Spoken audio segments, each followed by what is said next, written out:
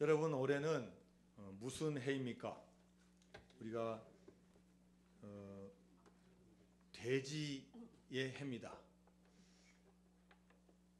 올해는 기해년이고 이 기는 황금색을 상징해서 특별히 황금 돼지 해라고 합니다. 여러분 혹시 돼지띠 있으면 한번 잠깐 한번 손 들어 보실래요?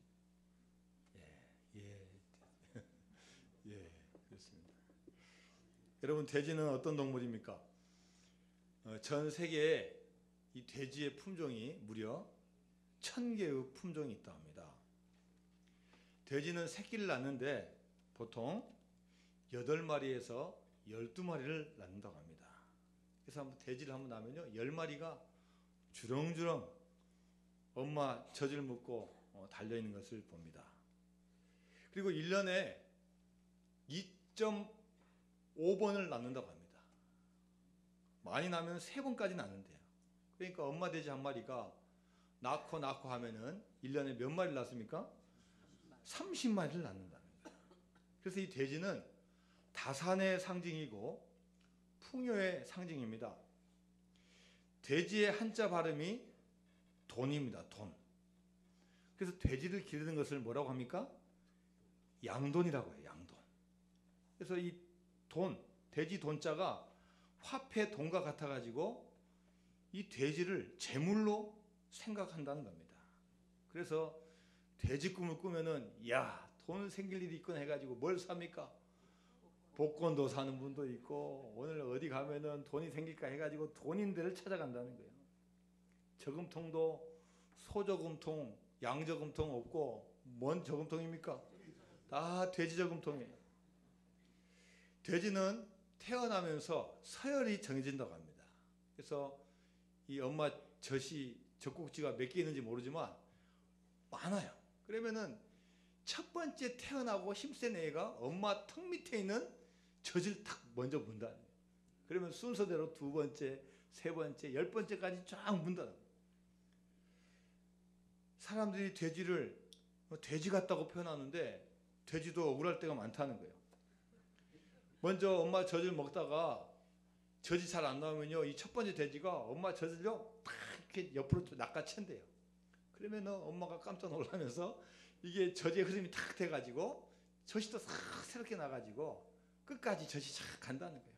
그래서 돼지는 자기만 잘 먹고 살려고 하는 게 아니라 자기 형제들까지도 먹이 살리는 그런 마음이 있다는 거예요. 그래서 여러분 돼지 같다는 표현을 쉽게 하지 말라는 거예요. 돼지는 개보다 뛰어난 부분이 여러 가지가 있다는 겁니다. 첫 번째, 개는 개보다 헤엄을 더 잘 친대요. 여러분 돼지가 익사하는 거 보신 분 있어요? 저 어렸을 때요 비가 막 오면 홍수가 나면요 저기 멀리서 뭐가 떠내려옵니까? 돼지가 떠내려와요. 물론 몸이 무겁기도 하겠지만 이 돼지가 헤엄치고 있는 거예요. 우리는 안 보이지만 헤엄치고 있는 거예요. 다른 동물은 다 물에 빠져 죽어도 이 돼지는 밑에서 열심히 헤엄쳐가지고 둥둥 떠서 온다는 거예요. 자, 돼지의 또 특징이 뭐냐? 힘들고 어려운 미로를 잘 찾는다는 거예요. 사람이 여러분 산에 가가지고 길 잘 잃어버립니다. 그 영리한 개도요 자기가 왔던 길 잘 모를 때가 많대요. 그런데 이 돼지는요 그 어려운 길을 잘 찾는다. 잘 찾아가지고 그 기억력이 대단하다는 거예요. 자, 그리고 돼지는 또 뭐가 발달되어 있습니까? 이 후각이 발달되어 있어요. 냄새를 잘 맡습니다. 특히 땅 속에 있는 1m에 있는 것까지 냄새를 맡는다는 거예요. 그래서 1m 밑에 약초가 있다 그러면요 이 코로 그다음에 발로 다 파헤쳐가지고 끝내 먹는다는 거예요. 그래서 여러분 가장 좋고 영양가 있는 것을 잘 먹는 동물이 이 멧돼지라는 거예요. 제가 옛날에 비행기를 한번 탄 적이 있는데요. 하도 비행기 시간이 오래되니까 제가 이 앞에 화면에 있는 것을 본 적이 있어요. 그런데 그 내용이 뭐냐면요 다큐멘터리입니다. 카메라 기자가 스칸디나비아 반도에 있는 그 산에 있는 생태를 취재하는 그걸 제가 우연히 본 적이 있어요. 그런데 이 기자가 어디를 가냐면요 멧돼지 발자국 있는 데만 따라가는 거예요. 그 이유가 뭐냐 그러면요 이 돼지는 화약 냄새를 구분할 줄 알아요. 이 지뢰에 있는 화약 냄새를 알 줄 압니다. 스칸디나비아 반도가 나라가 큰 나라가 없습니다. 뭐 아자로 끝나는 나라가 많죠. 뭐 세르베니아 뭐 아자로 끝나는 나라가 많은데 이 나라들이 1, 2차 세계대전 하면서 서로 막 독일에 대해서 방어를 해야 되고 서로 방어를 해야 되니까 산악지대에다가 지뢰를 그냥 다 심어 놓은 거예요. 그걸 제거하려면 천문학적인 돈이 드니까 그냥 놔두는 거예요. 그래서 날마다 펑펑펑 터져요. 보면은 고라니가 다니다가 다른 들짐승이 다니다가 다 밟는 거예요. 근데 그렇게 다 밟아도 멧돼지는 한 번도 밟지 않는다. 후각이 발달돼 가지고요. 어떻게 기가 막히게 화약 냄새를 맡는지 쥐를 이렇게 피해서 간다. 카메라 기자가 그걸 알기 때문에 아예 그냥 멧돼지 발자국만 있으면 그냥 찍고 다니는 겁니다. 여러분 제사 지내는 분들 고사상에 뭐가 올라갑니까? 돼지 머리가 올라간대요. 개머리 올라가지 않고 소머리 올라가지 않고 돼지 머리가 올라간대요. 죽을 때도 웃고 죽는 게 돼지랍니다. 또 돼지는 버릴 것이 없다고 합니다. 순대, 족발, 심지어 돼지 껍데기 다 먹고 사람에게 유익을 주는 동물이 바로 이 돼지라는 거예요. 자, 여러분 하나님은 동물 하나를 만드셔도 다 이유가 있게 만드셨고 다 우리 인간에게 도움이 되도록 만드셨어요. 하나님의 모든 창조물 중에서 사람을 다르게 창조하셨는데 뭐 팔다리 이게 중요한 게 아니라 무엇보다도 하나님의 자신의 형상대로 지음받은 존재가 바로 우리 사람이고 인간이라는 겁니다. 하나님은 자신의 형상대로 지음받은 존재에게 딱 한 가지 요구하시는 게 뭡니까? 피조물들이 그것도 나의 형상을 닮은 존재가 나에게 예배하기를 원하시는 게 하나님께서 바라는 거라는 거예요. 그래서 하나님을 알고 믿는 백성들은 우리가 하나님께 예배하러 나옵니다. 그런데 이 예배는 하나님이 받으시는 예배가 있고 받지 않으시는 예배가 있다는 거예요. 예수님은 사마리아 여인과 대화할 때 우리가 드리는 예배에 대해서 말씀해 주셨습니다. 요한복음 4장 23절 24절 말씀입니다. 아버지께 참되게 예배하는 자들은 영과 진리로 예배할 때가 오나니 곧 이때라. 아버지께서는 자기에게 이렇게 예배하는 자들을 찾으시느니라. 하나님은 영이시니 예배하는 자가 영과 진리로 예배할지니라. 하나님은 영이시기 때문에요. 예배하는 자가 영과 진리로 예배하라고 말씀하고 있습니다. 물론 여러분 우리가 하나님께 예배드리기 위해서는 우리 몸이 먼저 나와야 됩니다. 몸이 다른 데 가면 안 됩니다. 몸이 나와야 됩니다. 그러나 몸만 가지고 만족하시는 게 아니라 우리 몸에 있는 하나님 주신 그 영과 정성과 진정과 신령을 다해서 정성껏 예배하기를 원하신다는 거예요. 우리 몸뿐만 아니라 예배드릴 때 마음을 다하여 예배드리기를 원하시는 분이 하나님이시라는 겁니다. 그래서 하나님은 우리 구약에 보면은 가인과 아벨이 예배를 드렸는데 두 예배를 다 똑같이 모시지 않으셨어요. 하나님은 아벨의 예배는 받으셨지만 가인의 예배는 받지 않으셨어요. 여러분 왜 그렇습니까? 의무감으로 어쩔 수 없이 드리는 예배는 좋아하지 않으신다. 부모님이 믿었기 때문에 내가 교회 나오긴 나왔는데 어쩔 수 없이 예배 드리는 거. 또 내가 형제가 예배 드리는데 내가 안 드리면 안 될 것 같아서 내가 어쩔 수 없이 드리는 예배 이거 기뻐하지 않으신다는 거예요. 여러분 사울 왕이 드린 예배도 마찬가지입니다. 사울이 블레셋과 전투를 준비합니다. 근데 이 블레셋 군대가 숫자를 보니까 만만치가 않아요. 병거가 3만, 마병이 6,000명, 백성은 해변에 모래와 같이 많더라 이렇게 표현되어 있습니다. 이 블레셋 사람들을 보고 이스라엘 사람들이 서서히 한 명씩 꽁문을 빼는 거예요. 아 무섭다. 이거 큰일 났네. 도망가야지. 자 예배를 드리고 한 사무엘 선지자가 7일째가 되어도 나타나지 않습니다. 불안한 백성들은 하나둘씩 빠져나가니까 사울 왕이 더 불안해집니다. 빨리 예배를 드려야지. 예배를 드리고 나서 전열을 정비해서 전투를 할 텐데 왜 선지자는 오지 않아? 기다리다가 급한 나머지 선지자가 해야 될 일을 자기가 먼저 행하는 거예요. 번제를 가져오고 화목제물을 가져와서 번제를 드립니다. 원래 사무엘이 해야 될 역할을 자기가 급하다고 먼저 합니다. 그리고 사무엘이 왔을 때 변명합니다. 사무엘상 13장 12절 말씀입니다. 이에 내가 이르기를 블레셋 사람들이 나를 치러 길갈로 내려오겠거늘 내가 여호와께 은혜를 간구하지 못하였다 하고 부득이하여 번제를 드렸나이다. 선지자여, 제가 어쩔 수 없이 부득이해서 예배를 드릴 수밖에 없었습니다. 칭찬할 줄 알았는데 이 변명에 사무엘이 사울왕을 오히려 책망하는 거예요. 사무엘상 13장 13절 말씀입니다. 사무엘이 사울에게 이르되 왕이 망령되이 행하였도다. 왕이 하나님 여호와께서 왕에게 내리신 명령을 지키지 아니하였도다. 칭찬받을 줄 알고 또 격려받을 줄 알았는데요, 오히려 책망받는 거예요. 왕이 망령되이 행하셨습니다. 왜 하나님께서 내리신 명령을 어기셨습니까? 오히려 책망을 받습니다. 하나님은 사울왕의 그 예배하는 동기와 그 이유와 그 모습을 보고 마음이 기뻐하지 않으신 거예요. 조금 어려움이 오고 조금 위험이 와도 때가 있고 순서가 있는데 그걸 무시하니까 하나님께서 야, 이 왕권 이거 주면 안 되겠다 해서 그 다음 사람을 준비해 놓으신다는 거예요.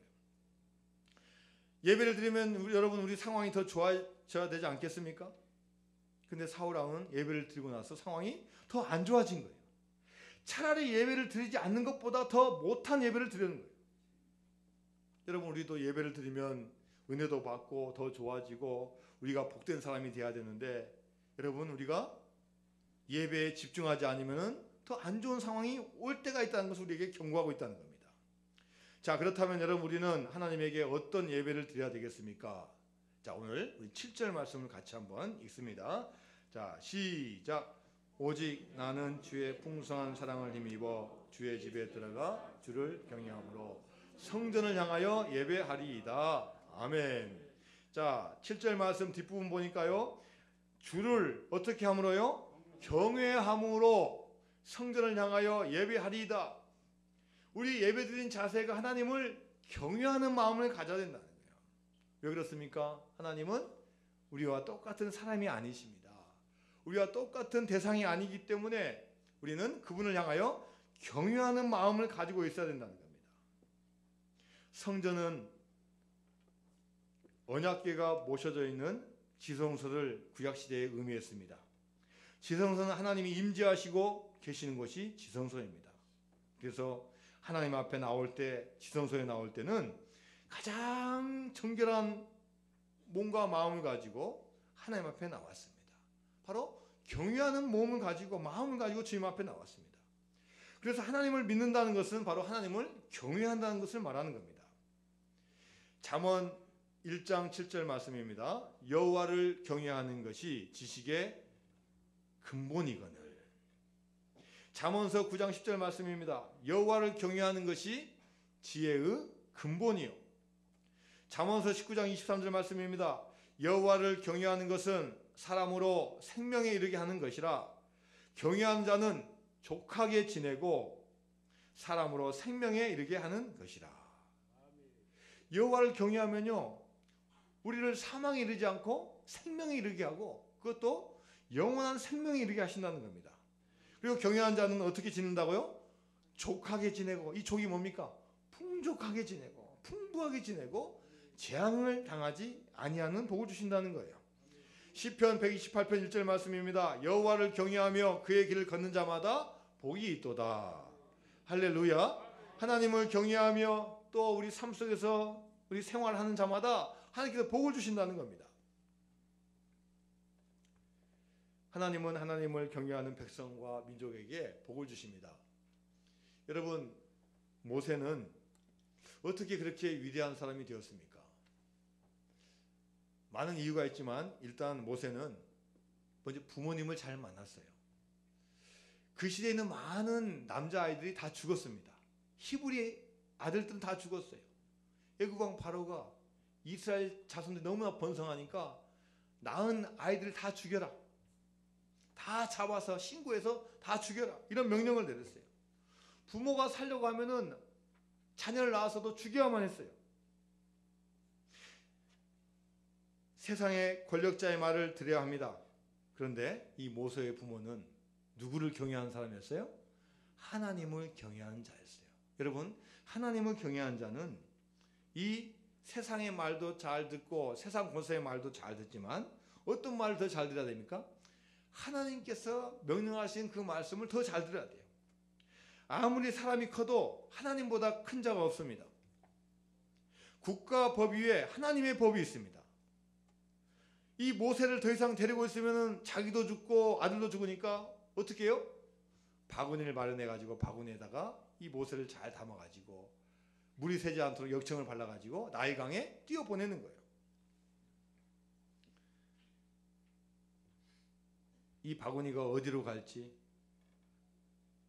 나일강에 혹시 빠질지, 모세가 며칠을 살지 알 수 없습니다. 그러나 하나님을 경외하는 마음을 가지고 믿고 또 보내는 거예요. 그런데 여러분, 그때 마침 누가 나와요? 이 바로 왕의 딸 공주가 나와서 목욕하고 있는 거예요. 여러분, 공주는 어디서 목욕해야 됩니까? 네? 궁전에서 아름다운 욕탕에서 해야 되는데 할 필요면 왜 나일강에 나왔겠어요? 하나님께서 이 공주를 떠민 거예요. 야, 오늘 너 나가라. 뭣도 모르고 나왔는데 이 모세를 발견하게 된 거예요. 하나님이 이 모세를 물에서 건져주시고 궁전 교육을 시켜주시고 광야 교육을 시켜주셔서 이스라엘을 구원해는 큰 역할을 하는 인물로 세워주신 것입니다. 여러분, 하나님을 경외하는 백성이라고 늘 순탄하고 꽃길만 가는 게 아닙니다. 하나님을 경외하는 백성도 어려움이 오고 죽음의 위험이 닥쳐올 때가 있습니다. 그러나 그런 거센 바람 가운데서도 하나님은 하나님을 경외하는 사람을 반드시 선택해서 지켜주시고 단련시켜주시고 건져주시는 역사를 행하여 주실 줄로 믿습니다. 전라북도 익산에 부모님이 교회를 잘 다니고 하나님을 잘 믿는 가정에 한 아이가 태어났습니다. 11살 때 외할머니가 이 외손자에게 병아리를 사줬어요. 홍구가 여기 병아리 10마리 있다. 잘 키워라. 잘 크면은 잡아먹어. 그리고 너 몸보신도 해가지고 너 건강하게 자라고 공부 열심히 해야 된다. 초등학생이었던 이 학생이 이 병아리를 키웁니다. 근데 병아리 키우는 게 재밌는 거예요. 재밌고 너무 좋으니까 잡아먹지 않고 다 키워가지고 그 닭을 팔았어요. 할머니가 샀던 가격에 30배를 받고 이 닭을 팔아넘깁니다. 그 돈으로 병아리도 사고 돼지도 사서 돼지를 키웁니다. 가축 기르는 재미가 너무 좋으니까 엄마, 나 농업고등학교 갈 거야. 홍구가 안 된다. 너는 인문계 고등학교 가야 돼. 아니에요, 저 농업고등학교 갈 거예요. 저 닭 키우고 살 거예요. 부모님이 허락을 해주지 않으니까 중3 때 가출합니다. 다시 돌아왔을 때는 이미 엄마 아빠가 두 손 두 발 다 들었어요. 그래, 네 하고 싶은 대로 해라. 그래서 농업고등학교를 지나가는데 18살 때 아예 사업자로 등록을 합니다. 가축을 키우고 직접 농사도 지으면서 사업 규모를 키워나가는 거예요. 학교 공부하고 있는데 복도에서 아저씨들이 어슬렁어슬렁 거려요. 고등학생 사장님한테 결제 받으려고 이 직원들이 오는 거예요. 정식 직원이 6명, 일용직이 20명을 거느리고 이미 회사의 사장님이 되었어요. 고등학교 졸업할 때 번 돈이 4천만 원입니다. 그 당시 전북 익산 시내 단독주택 한 채가 300만 원인데 이미 4천만 원을 갖게 된 거예요. 그리고 그 학생이 지금 이제 회장님이 되었습니다. 국내 58개 계열사에 자산 10조 원을 넘어서 재계순위 32위에 오른 하림그룹 김홍국 회장님의 이야기입니다. 근데 이 회장님에게도 위기가 있었다는 거예요. 21살 때 축산물 파동이 일어나서 망했고 IMF 때 부도 직전까지 갔고 2003년에는 공장 화재로 다 공장이 불타버리고 조루 인플루엔자까지 겹쳐서 거래처가 다 끊기고 2년간 적자가 났다는 거예요. 그런데 감사한 것은 이분이 믿는 집안에서 태어나가지고 믿음 생활을 열심히 해왔다는 거예요. 더 감사한 것은 망했을 때 하나님을 원망하지 않고 교회 나와서 회개의 눈물을 흘렸다는 거예요. 하나님, 제가 잘못해서 화재가 났고 제가 잘못해서 망했죠. 제가 더 잘 믿고 더 잘해야 되는데 제가 잘못해서 그랬죠 하면서 하나님에게 은혜를 간구하면서 회개하겠다는 거예요. 그때부터 새벽 기도를 나오게 되고 더 열심히 하나님의 지혜를 구하는 기도를 했다는 거예요. 오히려 그런 어려움 때문에 지금 사업이 더 견고해졌다고 고백하고 있습니다. 할인 본사는 서울에 있지만 매 주말만 되면 고향 익산으로 내려간다 합니다. 전북 익산에 있는 이리 신광교회 장로님이십니다. 아무리 사업이 바빠도 주일만 되면은 익산으로 내려가서 예배를 드리고 다시 서울로 올라온다는 거예요. 여러분, 우리가 교회 나오고 주님의 집에 들어올 수 있는 이유가 무엇이겠습니까? 그 이유를 오늘 다윗은 7절에서 고백하고 있습니다. 오직 나는 주의 풍성한 사랑을 힘입어 주의 집에 들어가. 다윗이 주의 집에 들어갈 수 있는 이유는 자기가 잘해서도 아니고 자기가 왕이어서도 아니고 또 자기가 죄를 많이 지어서도 아니고 주님의 사랑 때문에 들어간다는 거예요. 내 상황이 어떠함에도 불구하고 주님의 풍성한 사랑 때문에 내가 들어간다는 거예요. 이 사랑이라는 단어는 히브리어로 헤세드인데요, 우리말로 더 구체적으로 해석하면 하나님의 언약적인 사랑을 말하는 거예요. 처음에 나오고 맺은 하나님의 언약. 야, 내가 너를 불렀다. 내가 너를 존귀하게 해주겠다. 내가 너의 주의 길을 거기서 선다면 내가 너의 길을 인도하겠다라는 그 사랑의 언약을 끝까지 지켜주시기 때문에 우리가 은혜를 받는다는 겁니다. 물론 내가 잘해야 됩니다. 내가 부지런하고 내가 잘나야 됩니다.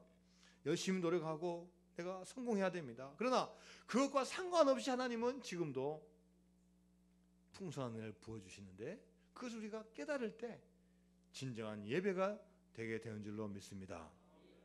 여러분, 사실 주님 앞에 나오는 거 쉽지 않아요. 여러분요, 정말 믿음이 대단하신 분들이에요.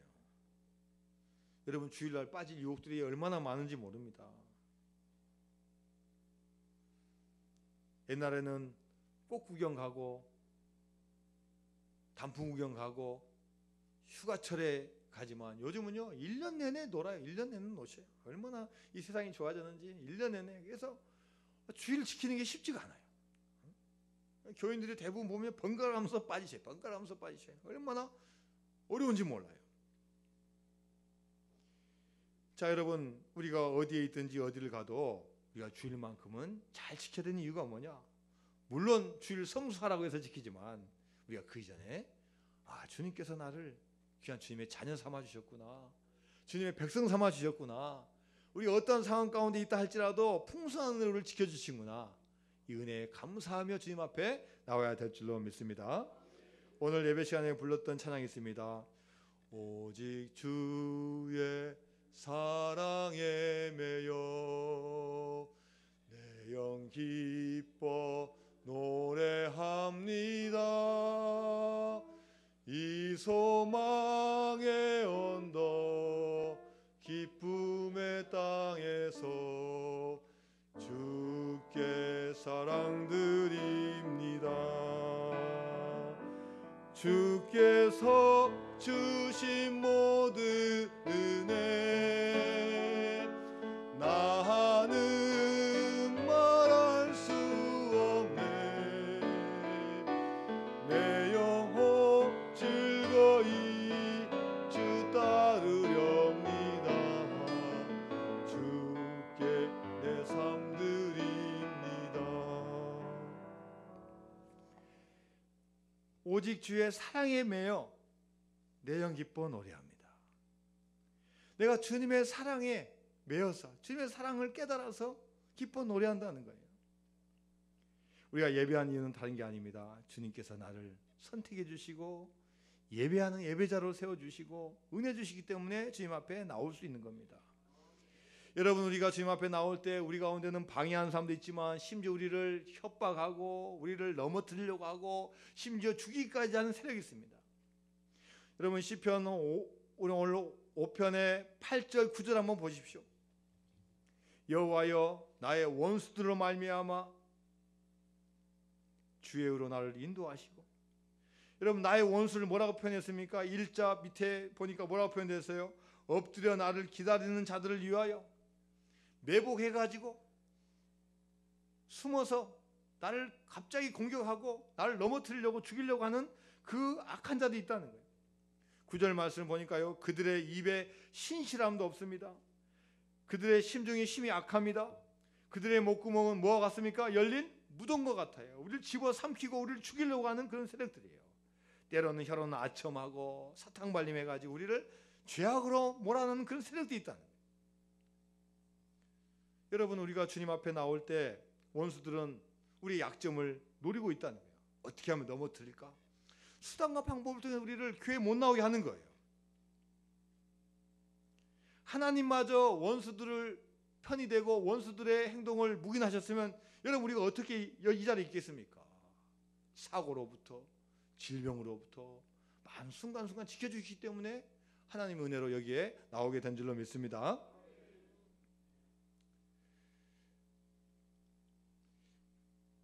여러분, 명태라는 생선 아십니까? 저 어렸을 때는 명태를 정말로 많이 먹었던 기억이 납니다. 90%가 명태입니다. 명태. 왜 명태예요? 많이 잡혔어요. 동해안에서 많이 잡혀가지고 또 값이 쌌어요. 그러니까 명태를 많이 먹었어요. 또 명태, 동태 눈깔이 시력에 좋다 해가지고 제가 얼마나 많이 먹었는지도 몰라요. 여러분, 이 명태는 지금 잘 안 잡힌다고 합니다. 얼마나 이 조그만 거에 다 잡아들였는지요, 잘 안 잡힌대요. 그래가지고 한 10몇 년 동안 명태를 잡을 수가 없어가지고 명태에다 현상금을 걸었답니다.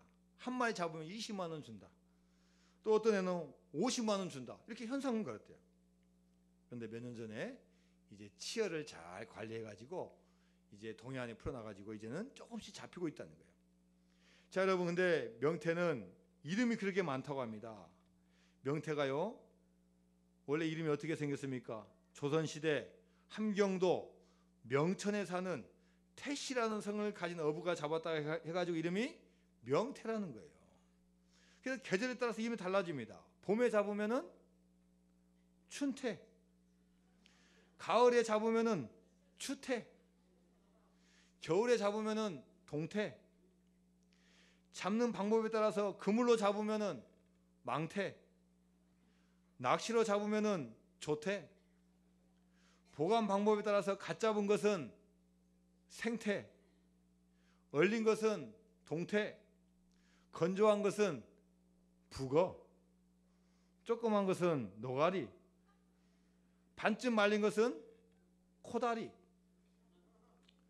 얼렸다 녹였다를 반복해 누렇게 말린 것은 황태, 황태를 만들려다 실패한 것은 먹태, 백태, 깡태, 파태, 골태.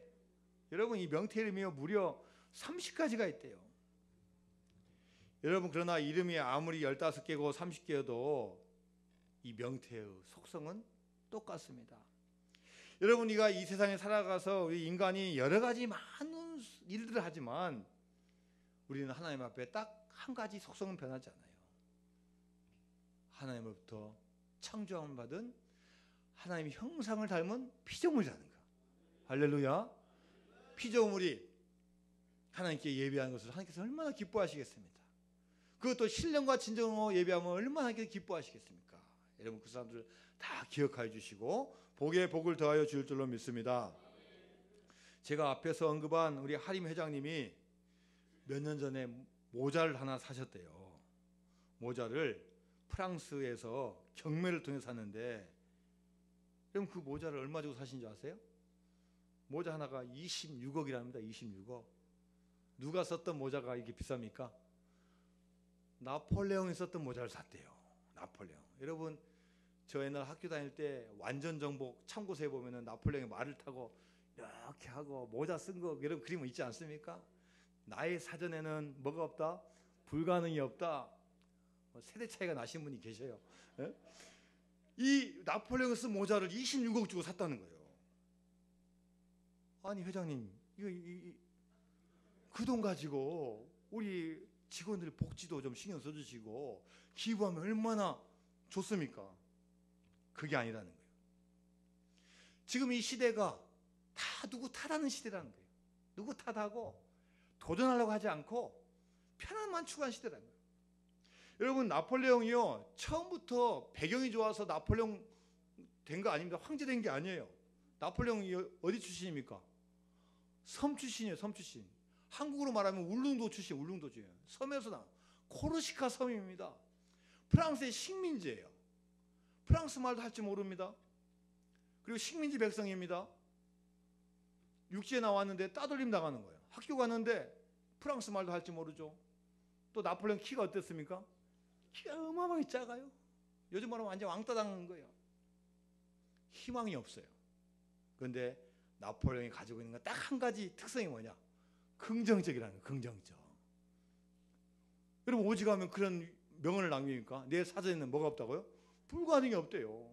그래서 부정적인 사람은 99%의 가능성이 있어도 1% 보고 안 한다는 거예요. 발로 차버린다. 그러나 긍정적인 사람은요, 1%의 가능성이 있어도 도전한다는 거예요. 여러분, 이순신 장군도 나에게는 12척의 배가 있사오니, 외적의 배에 비하면 10분의 1도 안 되는데 나에게는 그래도 12척의 배가 있습니다. 지금 판교에다가 조그맣게 나폴레옹 기념관을 만들어놨다는 거예요. 와서 한번 도전 받으라는 거예요. 나폴레옹이 옛날로, 요즘으로 하면 흑수저예요. 흑수저예요. 아무 희망이 없는 사람인데 도전하고 희망을 가지고 나가니까 그런 일을 감당한다는 겁니다. 여러분, 우리가 주님 앞에 나오는 이유가 뭡니까? 우리가 얼마나 잘나서 나옵니까? 얼마나 믿음이 좋아서 나옵니까? 또 우리가 어떻게 보면 죄인 아닙니까? 날마다 부족하고 쓰러지지 않습니까? 그러나 주님이 계시기 때문에, 주님께서 도와주시기 때문에, 그분이 사랑을 베풀어 주시기 때문에 주님 앞에 나온 줄로 믿습니다. 오직 나는 주의 풍성한 사랑을 힘입어 주의 집에 들어가 주를 경외함으로 성전을 향하여 예배하리이다. 여러분, 이 구절을 우리 2019년도 우리가 표로 잡았습니다. 무엇보다도 2019년도 한 해는 우리가 하나님께 진정으로 예배하는 한 해가 되어야 될 줄로 믿습니다. 예배할 때 경외함으로 하시기 바랍니다. 우리가 부족하고 연약하고 아무것도 없어도 주님의 풍성한 사랑을 힘입어서 담대히 나오는 여러분 되시기를 주님의 이름으로 축원드립니다.